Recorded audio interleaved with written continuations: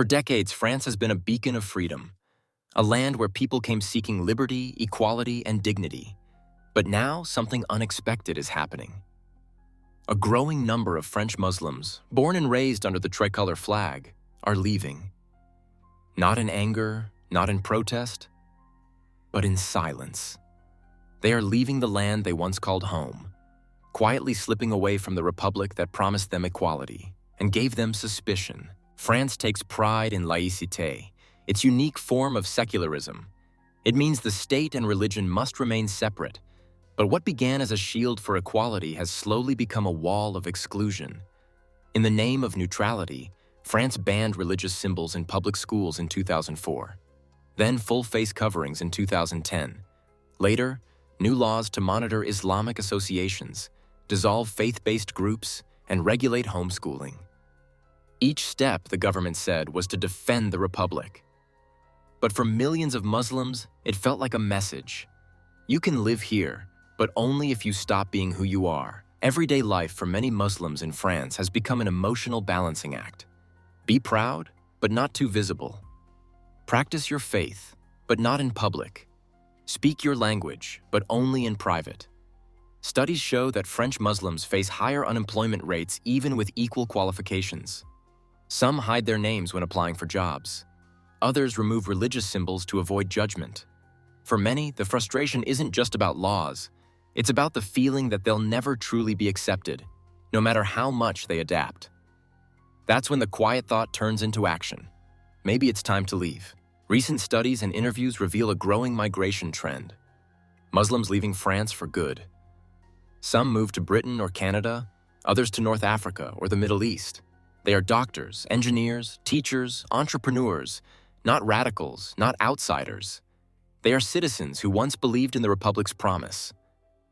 But after years of being told they don't belong, they finally listened.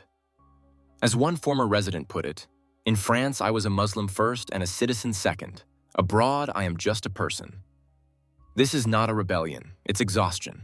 Officials say the measures are necessary to defend secularism, women's rights, and national unity. They point to the rise of extremism and say the Republic cannot compromise its values. But critics argue the crackdown paints an entire community with one brush.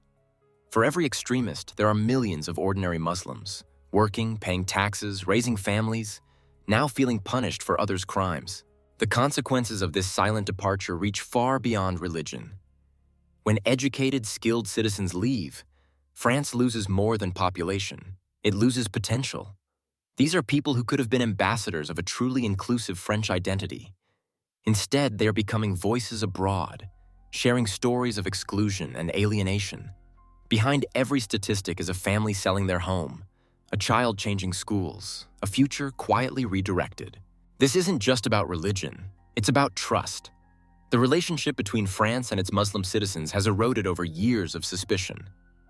When every expression of faith is seen as a threat, even belonging becomes an act of resistance. And so, entire communities retreat inward or leave altogether. The country that once inspired revolutions for freedom now finds itself fighting over what freedom really means. France still calls itself the cradle of human rights. But for many Muslims, that liberty feels conditional. To belong, they must blend in. To be accepted, they must become invisible. And yet, when they decide to leave, they're called disloyal. It's a cruel irony, a republic that insists on freedom but cannot tolerate difference. If the current trend continues, France may lose an entire generation of citizens who once believed in its ideals. The departure is not loud, it's quiet, steady, irreversible.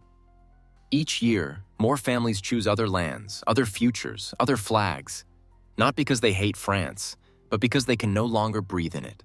No country loses itself overnight.